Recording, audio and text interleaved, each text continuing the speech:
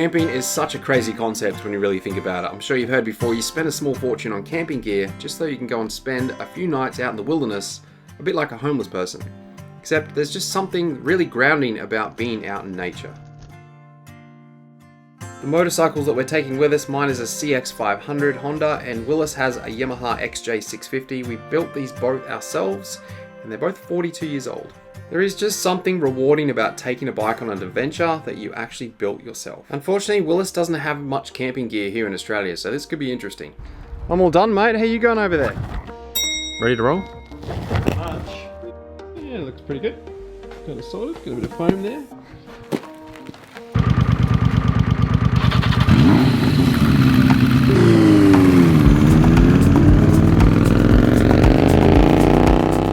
But luckily for him, he's got a friend like me who has a ton of camping gear. So a quick stop to my place, pick up a few small things.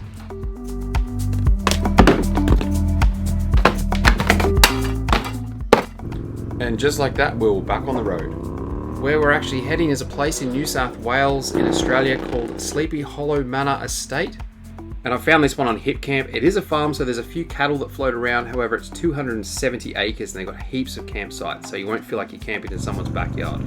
But my biggest concern right now is the luggage rack that I built for this. It was made of mild steel round bar and probably never really designed for carrying any more than 30 kilos. And it probably doesn't help that I have the inability of packing light. Even though I try my best, I still end up carrying probably more than I need.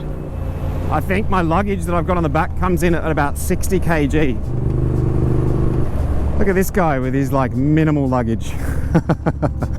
And for anyone who doesn't know, I built this bike on a $1,200 budget challenge and the luggage rack is actually made of mild steel. In hindsight, I wish I built it out of stainless. It would be a lot stronger.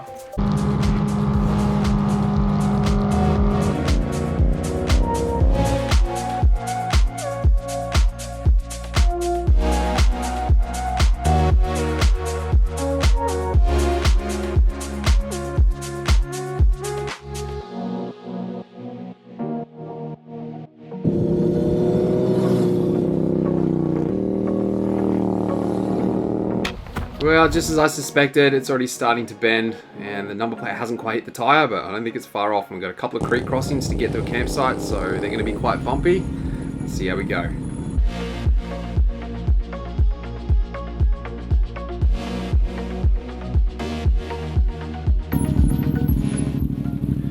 There was one creek crossing that was quite sketchy. Unfortunately, I wasn't filming. I wish I was, but I watched Willis go through first. I thought he was going to drop his bike at one point, and then I almost did drop my bike in it. It was large, slippery river rocks. But the old concept of when in doubt, power out comes to your aid every time in these situations.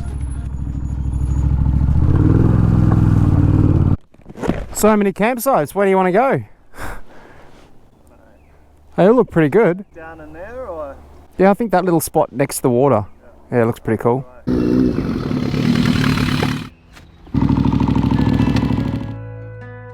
So the two tents that we're using here are both by Lone Rider. The smaller one is the ADV tent and the larger one is the Moto tent with an actual garage that you can park your bike in, which is pretty cool.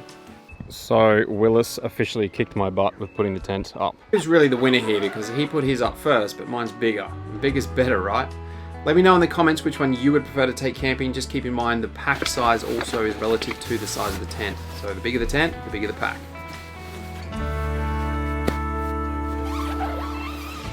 And because the weather was so good here, I didn't bother using the garage part of the tent for a garage. It's just nice having a tent that you can actually stand up in. Camping, get yourself one of these little air pumps. I'll leave a link in the description. They're so good at pumping your air mattress up. They have a light in them. The battery just seems to last for a long time because they're rechargeable.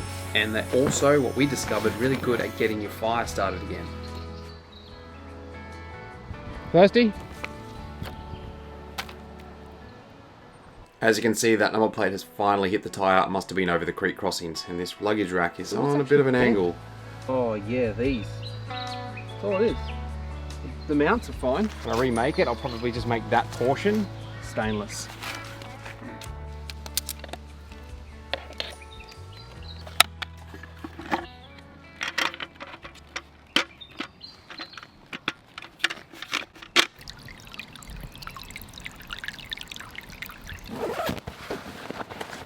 Never underestimate how nice it is to have a comfy chair and a table to put your food on after a long ride. You don't necessarily need the table, but the chair I feel is a total necessity.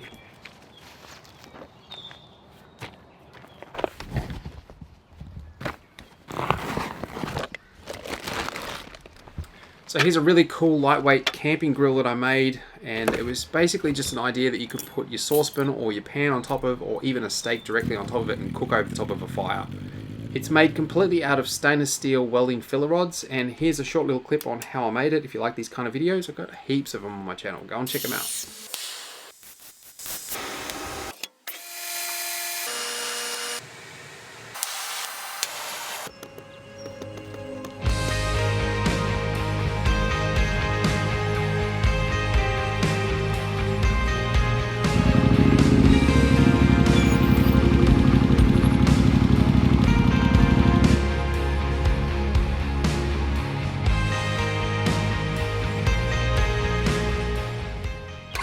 Now that camp's all set up and we've got the weight off our bikes, we decided to head into town, go for a bit of an explore, maybe even stop somewhere for a beer.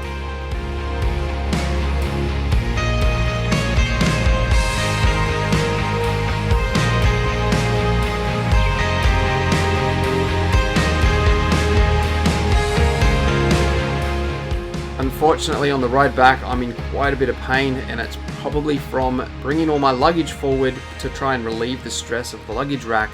And I also have my backpack on, so that has made me sit real far forward, and it's just tweaked my back.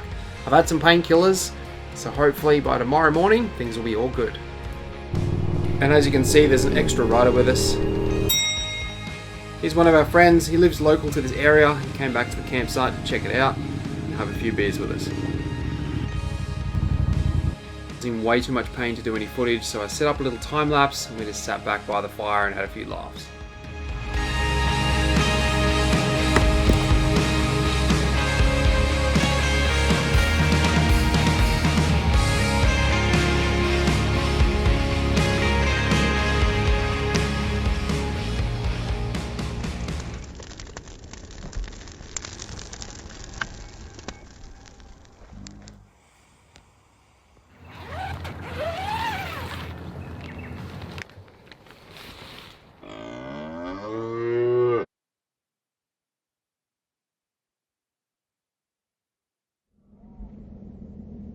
Well, the pain in my back has subsided after a good night's rest, so it's time for some breakfast.